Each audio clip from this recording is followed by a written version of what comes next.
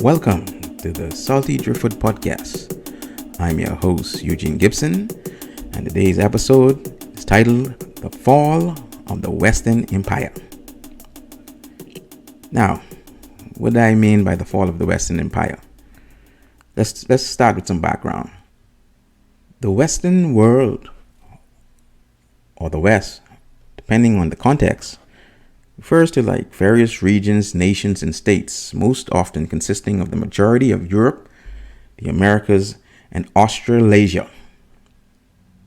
In a modern sense, based on different perspectives, the West can have a different meaning outside of the geographical location. For example, defining the West by certain values, then it is possible to argue that all the countries of the world that share the so-called Western values belong to the West. And most of these values are steeped in traditions and culture of the Greco-Roman civilization and also Christianity. Economically and politically, the West can be described as a group of capitalistic, democratic states. Capitalistic in nature because their economies are based on private decisions made investments for the private and corporate ownership of capital and goods. Goods which are produced, priced, and distributed in a competitive free market system. So when I say Western Empire, I'm speaking of these regions amalgamated by the characteristics I mentioned and who in principle are led by one of the described states. Historically, the Western Empire was once led by the British, who over centuries had forged a formidable empire of their own through military conquests and colonialism. It possessed territories far beyond its borders, giving it apex global economic power. At this point, the borrowed imperialistic slogan, that is, the empire the sun never sets upon, was applied to the British. Eventually, though, the British Empire declined and fell from its global position. Some of it attributed to the Great War, that is World War I, global pandemic, at that time the Spanish flu, and a major economic crisis resulting from one or if not both of those events. The fall of the British Empire began the decline of the then Western Empire. Sound familiar? In modern times, the Western Empire is being led by the US, whose innovative, aggressive, free market approach to its economy has made it a world economic leader, and its fiat currency the leading international currency. This economic power has fueled its global military might, such might that the US president has been knighted as the leader of the free world. And it's amazing, though, you hardly hear that phrase anymore. Now America is faced with a withdrawal from a 20-year war in Afghanistan. 2 decades, wow, 2 decades. A global pandemic, and possibly long-term, far-reaching economic crisis from one or both of those events. Boy, look like history is repeating itself. Let me continue by saying, because I live in a small state participant in this Western Empire, I don't wish for or gloat over what to me seems inevitable.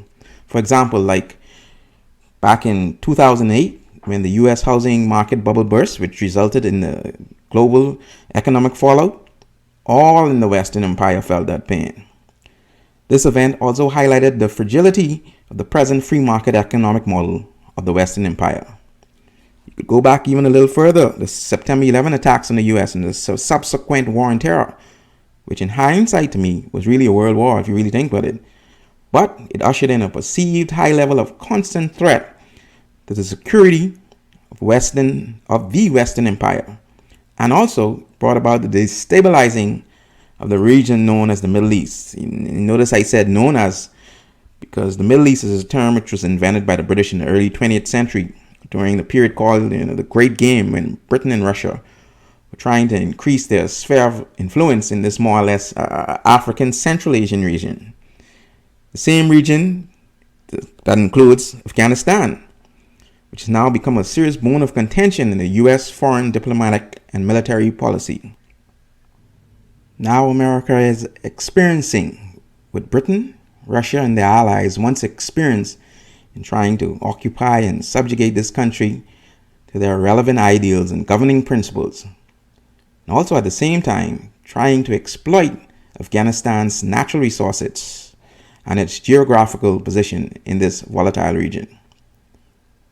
U.S. military complex has taken a mighty blow to its reputation as being one of the most powerful military in the world, and also to its somewhat negative reputation as the global police. In the U.S. itself, there are concerns of rising inflation and even hyperinflation. There were domestic riots. Now we have a vaccination debate, which is descending into one side being over obstinate in their political views and the other side basically saying, to hell with freedom. You hear that? Saying to hell with freedom. Leader of the free world, or the leaders of the free world, they're saying to hell with freedom. Wow, that does not bode well for the Western Empire, whose one of the main principles based on, one of the main pillars is freedom. So instead of coming together and correcting the faults of the system, the two extreme sides are formed. One side, which tries to protect the system in its present state at any cost, because their high profit-making capabilities are steeped in its inconsistencies and bias. And the other side, which constantly derides and mocks the system, the very system that gave them such freedom to do so, without them realizing that they are being influenced and manipulated by outside and nihilistic inside forces who only want to see their demise. America declines, the Western Empire declines. Benjamin Franklin, the American revered statesman and one of the more famous architects of the American independence, once said, and I quote, "Those who would give up essential liberty to purchase a little temporary safety deserve neither liberty nor safety." You know, in searching for what this actually means, I've read and heard where commentators try to explain that the meaning of this lies within the historical context. But sometimes a statement can be so profound that not even its utterer, in this instance Ben Franklin, can imagine the far-reaching truth of such a statement. The Western Empire, now gripped in the fear of a pandemic and its subsequent human and economic fallout, has now given up temporary freedoms for security. Freedoms that may no longer return or may no longer seem important to a numb and reprogrammed society. Even Europe, freewheeling Europe, the co-pilot of this Western Empire, is experiencing turmoil and upheaval in their economic, societal, and political fronts. This decline is not sudden, but due to the fact that we have been lulled to sleep by such tools as social media, we seem to have not noticed. Like it or not, history is repeating itself. All empires have eventually declined and fallen. The Western Empire appears not to be exempted from this outcome. So you may ask or say, okay, Gibson, you're making a sensible but debatable point. But what does this mean? Or what is the importance? Or even if this is the case, what can one do? Well, I would say the point I'm trying to make by saying the Western Empire has fell, or rather declined, is that when something declines, it loses some of its property. In this case, the Western Empire is lost or is losing its economic strength, its global influence, which it had through its military might, and I dare say it, its freedom. The Western Empire is no longer in its normal state. So the talk of returning to normal is just that, talk. There's no more normal, only a new world order. Whoa, hold up now. New world order? What kind of talk is this, Gibby? Some people call me Gibby sometimes. Yeah. A new world order. You know, it sounds like a conspiracy theory or some doomsday scenario like in a religious context. But new world orders have been ushered in numerous times over the course of history. For example, when the Khans conquered rather brutally the known world, when they settled in, a new world order was ushered in. So did when Alexander the Great and Macedonians and the Romans, when they conquered the known world, a new order was ushered in. Even in technology, when we move from the agricultural to the industrial revolution, now it's in the digital revolution. All these phases during that period ushered in new world orders. New world orders, as I see it, are simply shifts of global power dominance or shifts in technology which brings about a new order in the way things will be done in the world. That's about it. Now, when we talk of this global dominant power shift, China seems to be set for it, but they have some internal issues which may impede their ascension, which I wouldn't discuss now, but you could probably check it and look it up and see what's really going on in China.